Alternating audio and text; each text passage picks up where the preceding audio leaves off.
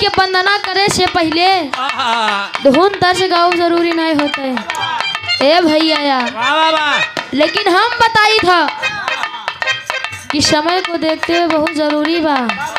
जैसे दाल चावल सब्जी रोटी के साथे चाचा, जैसे दाल चावल सब्जी रोटी के साथे अगर चटनी सलाद अचार मिल जाए 3-4 पूरी और खा जाबे तो जान ला 2 कवर बिना मन के खवात है। ए भाई कच्चे ठेकारी में आया बात हैं हाँ। वैसे अगर कुछ गावे से पहले धुन तर्ज हो जात संतराम चाचा हाँ। और जान ला जमाना ही के बाद ए भाई जब तक धुन तर्ज ना गावा कहीं मारा साला गवैया ठीक ना आई भाई काव गान को समझे में ना आया हैं। कोनो दुल्हन अपने दुल्हा के विरह में रोवत बा ए बेचारी दाना पानी छोड़ दे। अमरनाथ भैया और अपने सहेली से बतावत बा हाय हाय हाय हाय का कहे हाँ।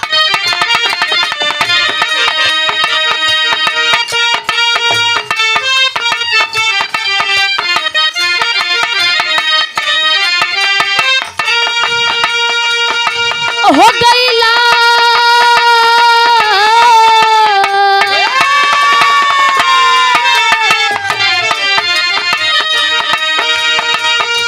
हो गईला जहिया से पिया परदेसावा हो गईला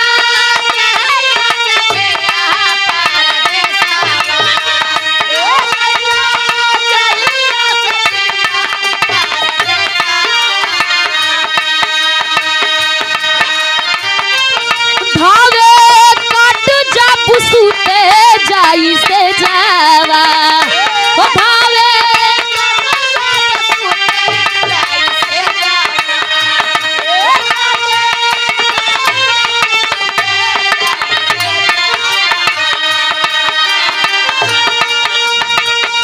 हो गईला जहिया से पिया परदेसावा।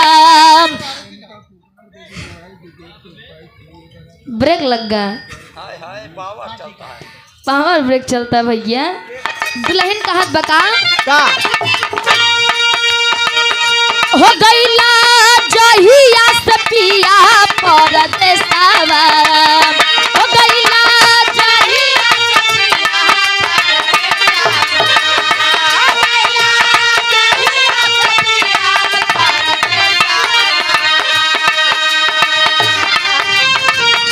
ओ धावे काट जब सुते जाई से जावा ओ धावे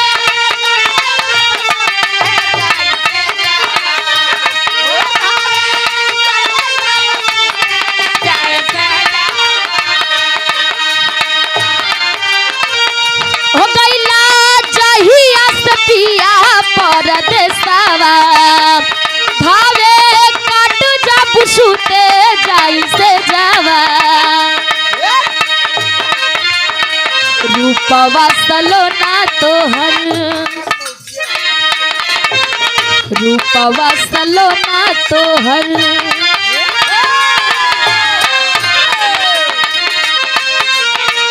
रूपवा सलोना तोहर दिल में उतारीला दिल में उतारीला बैठिया गनैया तरैया निहारीला रूपवा सलोना क्या बात है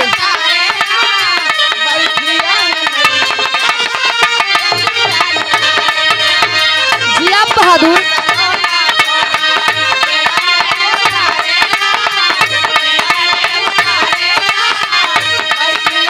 क्या बात है लेकिन यही के भाव में ई बिटिया माई से अरदास करत ह का कि ए माई ए माई तू जेके चाहेलू गवावेलू जेके चाहेलू ना गवावेलू जैसे चाहे लू बजवावे लू बाकी हो जेके चाहेलू बजवावेलू जेके चाहेलू ना बजवावेलू। का ए बिटिया के फरियाद सुना कहे का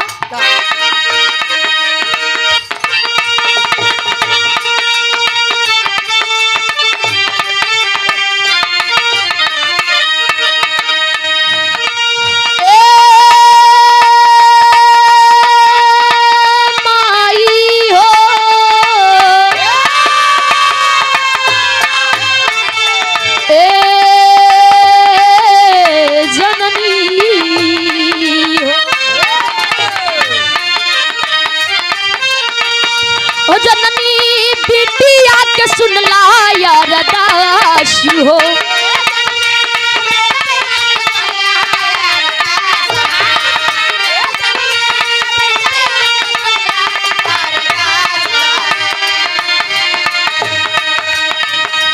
अब के हुए के बाटे नहीं आसी हो। अब के हुए के बाटे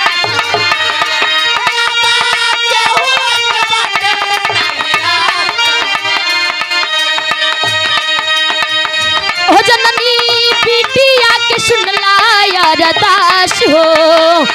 अब के हुए के बाटे नहीं आस हो। भावर में नैया फसल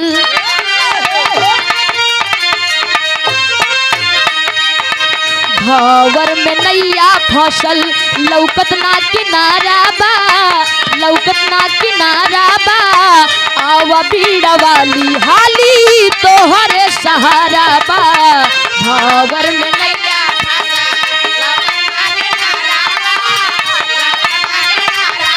क्या बात है।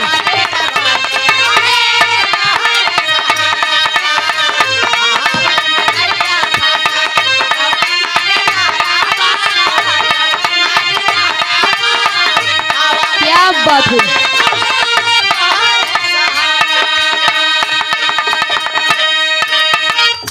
बिटिया कहे ए माई तो ये बिटिया के रोज गवावा थू वैसे ही आजो गो ए आधी रात के बेला में ई मंच से ही बिटिया फरियाद करत बा कि ए माई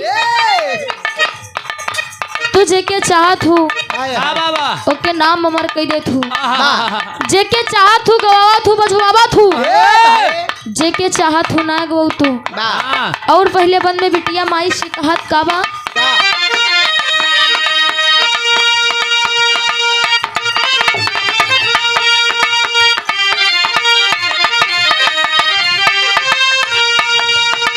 साज समाज सुना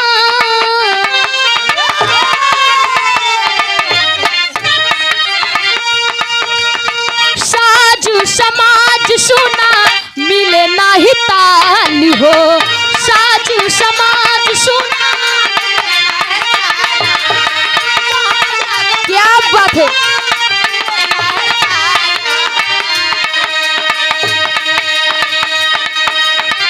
तोहरे कृपा से बाजत माई करताल हो। तोहरे कृपा से बाजत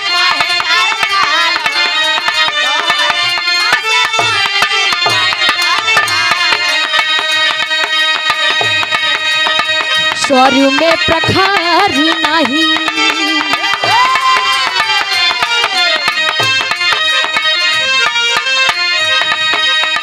स्वर्ग में प्रखार नहीं रस के न धारा बा रस के न धारा बा आवा बीड़ा वाली हाली तोहरे सहारा बा।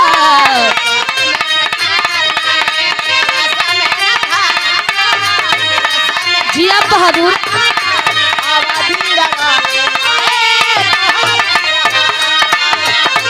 क्या बात है।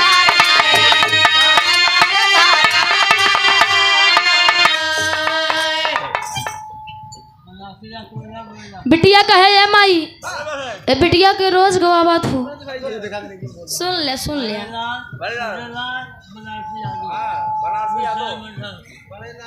छोटे लाल बड़े लाल छोटे लाल हाँ। यादव बनारसी यादव भैया जी की तरफ से 21 रुपए का महान आशीर्वाद। बहुत बहुत प्रणाम भैया के। बिटिया कहे ये माई आपकी कृपा से बिटिया जोन गावत बा बजावत बा ये सब आपके देन बा। ए बिटिया के रोज गवावत हूँ आजो गवा माई। और दूसरे बंद में कहे का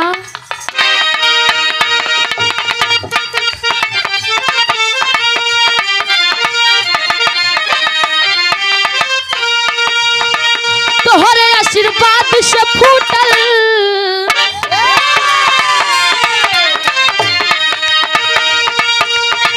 तोहरे आशीर्वाद से फूटल स्वर बिहारिया।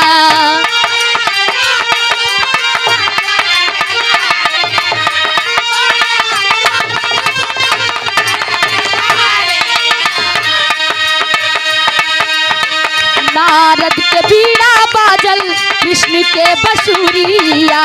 नारद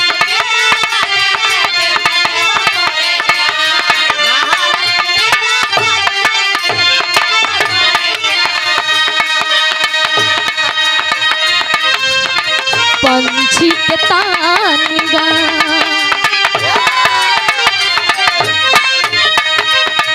पंछी के तान गान पवन के करारा बा। पवन के करारा बा आवा बीड़ा वाली हाली तोहरे सहारा बा।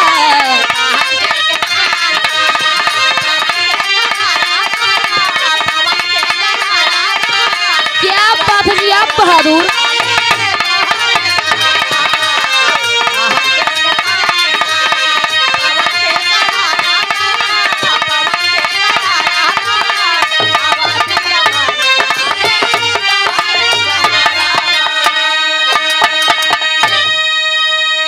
बिटिया कहे है माई तोहरे आशीर्वाद से फूटल स्वर्ग के लहरिया। नारद के बीड़ा बाजल कृष्ण के बसुरिया। माई आप ज्ञान के माई कही जात हो, दुनिया के माई हो। आपके अनेकों रूप बा, अनेकों रूप में आपके पूजा होत बा माई। आपके दरबार में जे केहू भी जात कबो खाली हाथ नहीं लौटावा। ए बिटिया के फरियाद सुना। कहे माई तुलसीदास के तुलसीदास बनाए दू, कालिदास के कालिदास बनाए दू। जौने डार पे बैठे रहे हुए डार काटत रहे, लेकिन आज विद्वानों में उनका नाम आता है। माई जे के चाहत हो अमर कह देत हो। आल्हा उदल के तेगा पे जाए के बस गऊ। आज तक केहू उनके रण में नहीं हरा पाई। दुनिया छोड़ के चले गए, लेकिन आज तक नाम उनकर अमर बा। ई बिटिया लास्ट में अपने गुरु घराने के परिचय देत कैसे।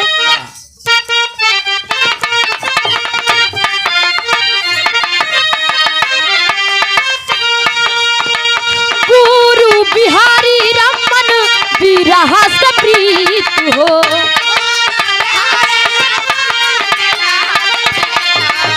क्या बात है।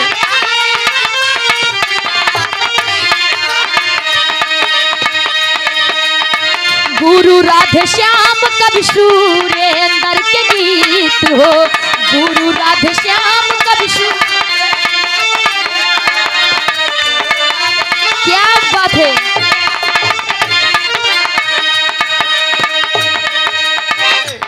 आदरणीय आप परम पूज्य ब्रह्म सदे, आप कलम के बहुत अच्छे राइटर, कलम के जादूगर।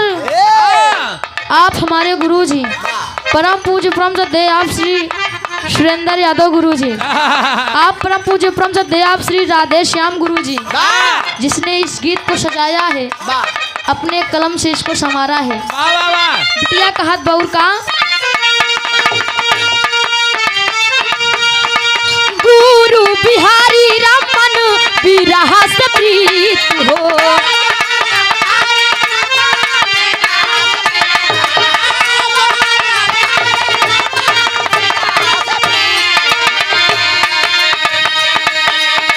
गुरु राधे श्याम कवि सुरेंद्र के गीत हो। गुरु राधे श्याम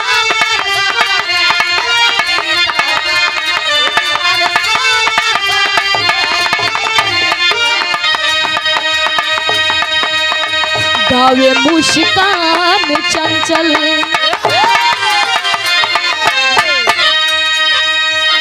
गावे मुस्कान ध्यान महफिल के सहारा बा।